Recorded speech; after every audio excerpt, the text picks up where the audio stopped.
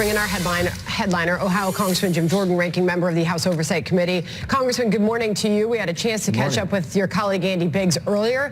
What are your expectations for that vote this evening?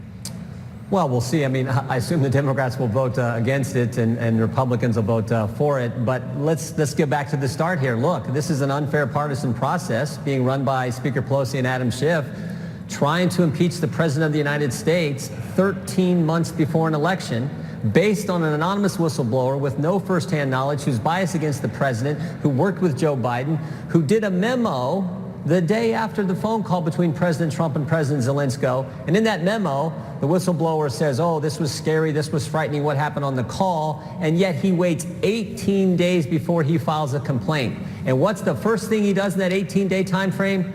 Runs off and sees Adam Schiff's staff. And Adam Schiff doesn't tell us that his staff met with the whistleblower, and now is running this impeachment process behind closed doors in the basement of the Capitol that no one in America gets to see. That is the problem, and that's why the resolution, the censure resolution, is being brought to the floor by Congressman Biggs. Going back to the vote to censure Schiff, expected tonight, why go down that road? Does anything change as a result of that, or is that for show?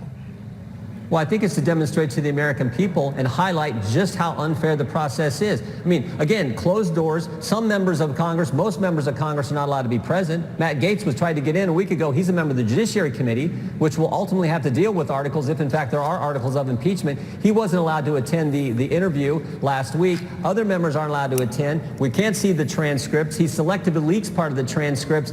And, in the hearings, actually in the interviews, no White House lawyers can be there. No agency lawyers can be there. The State Department can't have lawyers there. The minority are not given subpoena authority. We can't call the witnesses we may want to call to get the information for the American people. And most importantly, it's all being done in the basement of the Capitol where no one in the country can see, based on an anonymous person that only Adam Schiff and his staff know who this guy is. The rest of the 300+ million people in this country have no idea who the individual is who started this whole darn thing. Congressman Himes from the other side of the aisle is saying that essentially Republicans are whining too much. Listen to his take. What is happening is that there is no way for the Republicans to defend the actions of the president here. What the Chief of Staff, Mick Mulvaney, said, there's no way for them to defend that behavior. So as a result, what they're doing is that they're attacking the process. What do you think about that? Well, two things. One, of the opening statements that have been released and the transcribed interview that we're allowed to talk about, namely the special envoy to Ukraine, Ambassador Volker, has all made clear that there was no linkage whatsoever between security assistance dollars and any type of investigation. That's point number one. Point number two on process, this is not your average investigation.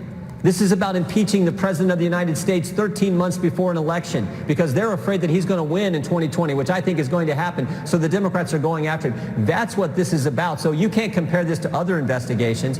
And you certainly can't use the argument Adam Schiff begun to use last week.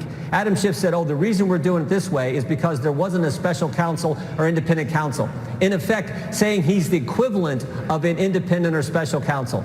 Try taking that argument to the American people. See if they think Adam Schiff's an independent special counsel and a fair fact finder here. So that is why this process is so wrong. And the American people, they get fairness. They understand fairness. And they instinctively know what Adam Schiff is doing, what Nancy Pelosi is doing is not fair. Got it. And Republicans continue to question that process. And one that is one of secrecy is what I hear you making that point again. Meanwhile, Mick Mulvaney over the weekend tried to defend those comments that were seen in his admission of a quid pro quo. How did he do defending that over the weekend?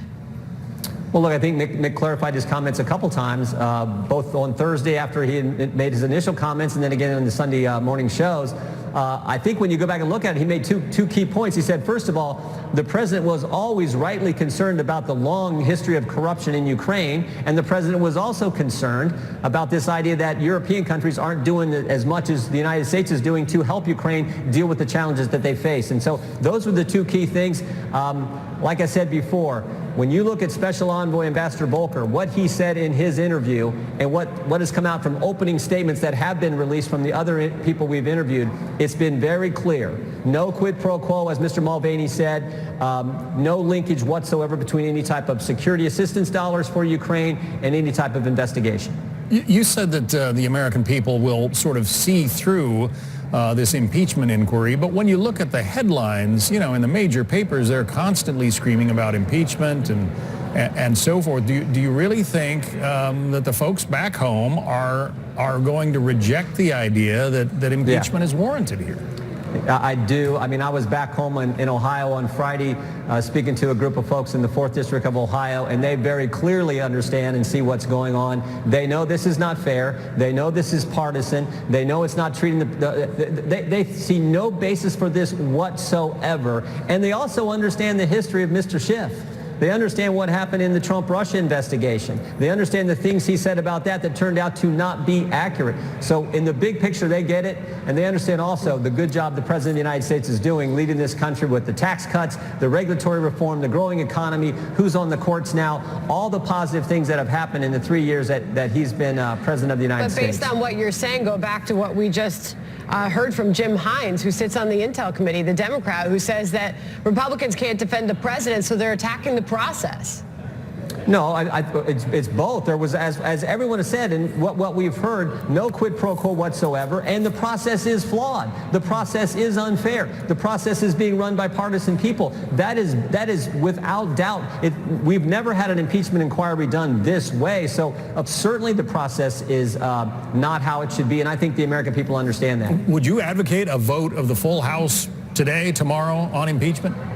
That's Nancy Pelosi's call. I think if they had it, they may not have the votes. I think a lot of these Democrats in districts that the president won, I think they're reluctant to vote for this because I think they see it, and I think they're hearing from their constituents who see what's going on here and how unfair it actually is. All right, but that's how, if they're going to do it, that's how it should proceed. I don't think it's warranted. I think we should never went down this path. But if they're going to continue down this path, there should be a vote on the front end and actually set up fair process, real rules, real due process for the President of the United States and for the minority party. They appear to keep going down this process because we've got more key witnesses appearing on Capitol Hill this week. Big testimony happening. U.S. Ambassador to Ukraine Taylor about those infamous texts testifies tomorrow. So this continues. Final thoughts, Congressman, before we let you go. Well, what's interesting is I went back and read the whistleblower's complaint. The first page of his complaint, he says more than half a dozen people gave him information over a 4-month time period that formed the basis of his complaint.